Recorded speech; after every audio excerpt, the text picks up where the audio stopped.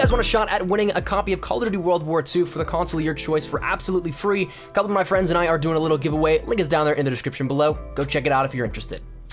So as we mentioned, I believe it was yesterday that we talked a little bit about it, the possibility of an update coming within the PC beta to get some new stuff in terms of level cap increase and other different changes and adjustments to either the core gameplay mechanics or just some weapon balancing and tuning issues. We talked about that possibility happening yesterday, and sure enough, it happened today. So in this video, we're gonna be talking a little bit about a couple of the changes. There weren't too many, but still some that are definitely noticeable and some that definitely will be coming over to the full launch of the game itself, not necessarily just the PC version, because what we do have to remember is this is a PC port, so these sorts of things are going to be applied all throughout the board. So Xbox One, PS4, and PC will have these different updates and changes that we've seen incrementally throughout the past couple of weeks and the past couple of weekends that we had with the beta for World War II. So that said, once again, there's not too much outside of this recent update that just improves some PC performance standards and things like that, but overall things that we'll be seeing with weapon tunings, which once again will be going across the board and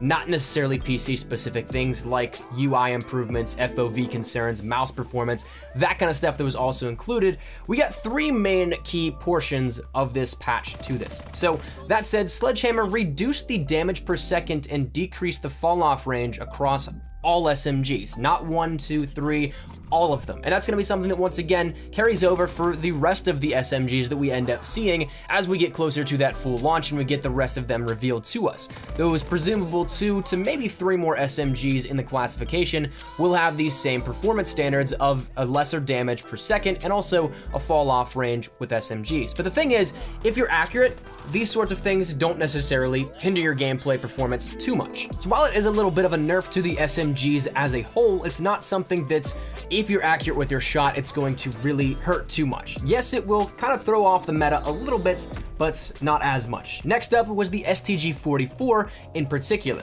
This is a little bit of a recoil nerf that was given. And this is one that I personally noticed a little bits of playing earlier in the day whenever I was trying to get some footage on the PC. So that said, the recoil of the STG was actually rather high compared to other assault rifles, and taking out aim punch and everything like that you'll encounter in a gunfight, the recoil pattern for this almost sent the STG sky high. And it was controllable, yes, but it was pretty much irritating more so than anything else. However, when I was playing around with it a little bit today, it felt more so controllable and more so like a laser shooter at some points in times because it really didn't move up on you all that much. It made controlling it much more easy. So that said, maybe it's just a little placebo effect. I did not read into the patch notes whenever I played earlier this morning, so it did feel noticeably better, but it is possible that I'm still looking back and maybe applying a little bit of bias after reading it.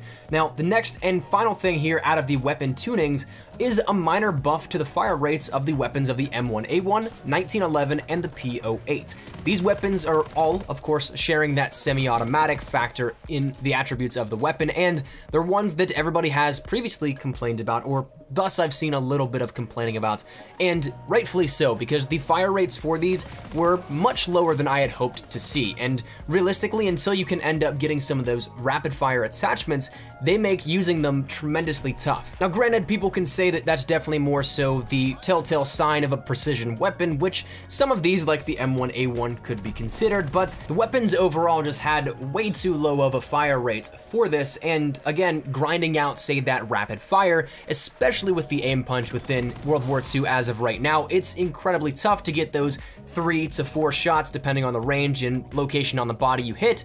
It's really hard to get those shots to land accurately and consistently so that you don't necessarily have to struggle to go even or sometimes. So seeing these, while it's not anything of a major buff that makes them incredibly overpowered or first line contenders for that favorite weapon in the meta, it is something that still gives them a fighting chance and makes it a little bit easier for those that really enjoy those types of weapons. So that said, that's the 3 major tunings and updates for weaponry and everything like that out of the most recent update to the PC beta. Now, of course, like I said, a lot of the other stuff that is available in this patch for this is tailored to the PC version of World War II, like mouse performance, like multiple monitor support, like keyboard bind optimizations, UI improvements, FOV concerns, all that kind of stuff, but these things that we just mentioned will more than likely, and I could probably put money on it, be updated for the full console version release as well too, that being on Xbox One and on PS4 come next month, which kind of crazy to think it's almost just 1 month away now. I'm excited for it. But nonetheless, that's a little bit of an update and a change here. I don't know if we can consider seeing more stuff coming out of this because we only have about 18 hours or so by the time this video goes live of the beta, if my estimation's right, but right around then, give or take a few hours.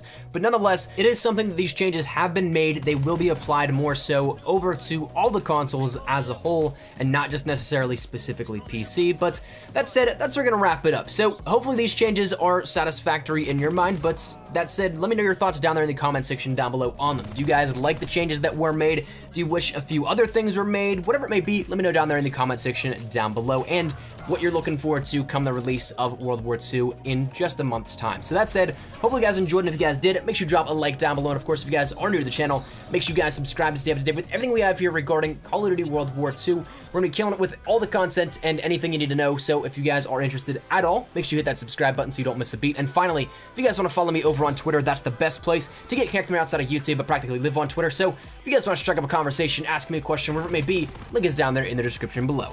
But all that said, now out of the way, hope you guys have a fantastic day. Thanks so much for watching. Mine has been Espresso. I'll see you guys later. Take care, and peace.